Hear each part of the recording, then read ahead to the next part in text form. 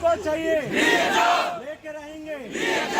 छात्र एकता जिंदाबाद, छात्र एकता जिंदाबाद, हमको चाहिए, अरे लेके रहेंगे। अरे हमको चाहिए, अरे लेके रहेंगे।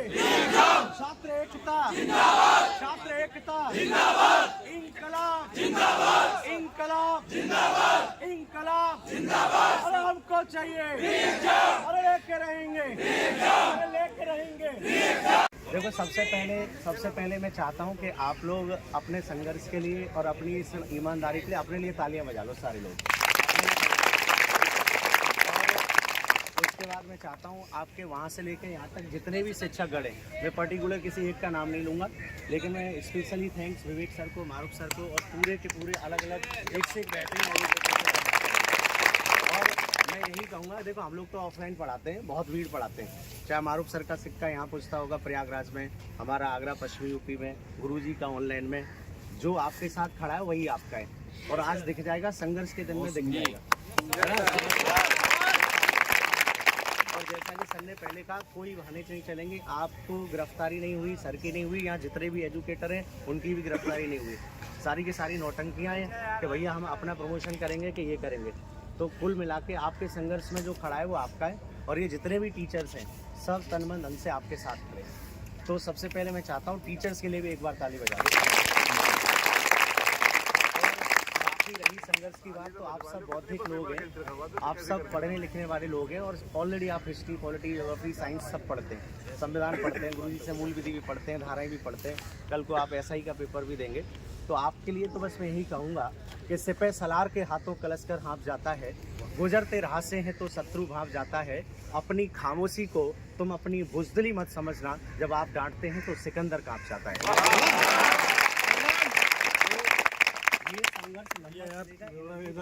ये सर का फोन है, सर का फोन। सर का आंदोलन धीरे धीरे सफल होते हैं। और जब मास मूवमेंट बनाओगे, अपने लोगों को बुलाओगे, सरकार पर प्रेशर तभी पड़ेगा। अभी लोकसभा का इलेक्शन आप सब जानते हैं, और गवर्नमेंट ये बिल्कुल नहीं चाहती कि हमारे खिलाफ कोई जन आंदोलन हो। वो हर तरीके से इसको सप्रेस करने की कोशिश करेगी। हमारे खिलाफ बहुत सारी चीज़ें भी होंगी, आपके खिलाफ भी होंगी। आप में से ही किसी लोगों को बीच के अराजक तत्व भेज दिए जाएंगे।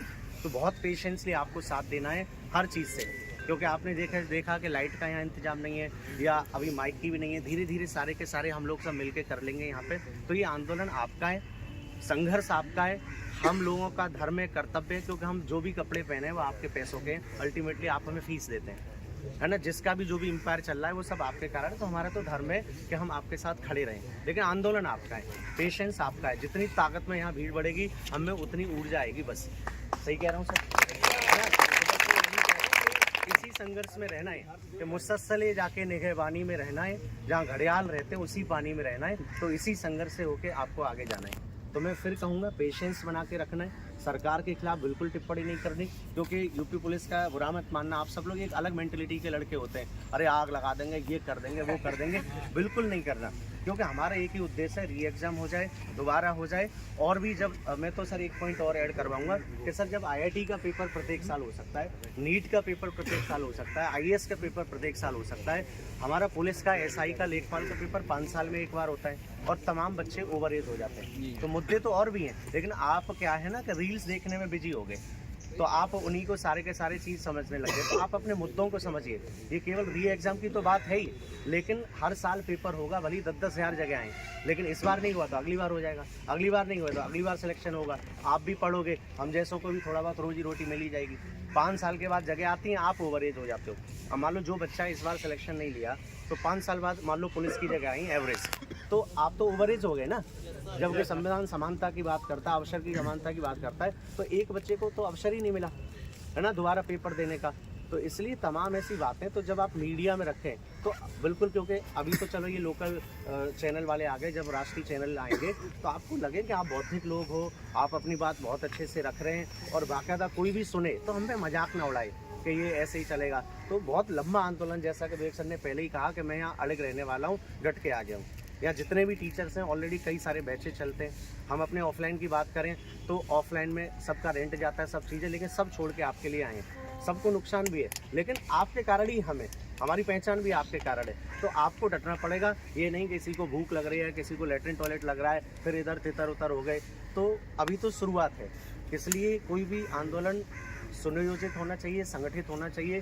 थोड़ा भी तितर बितर होगा तो चीज़ें गड़बड़ होगी। तो बाकी once again thank you very much. हम सब बिल्कुल इनकलाब जिंदाबाद, इनकलाब जिंदाबाद।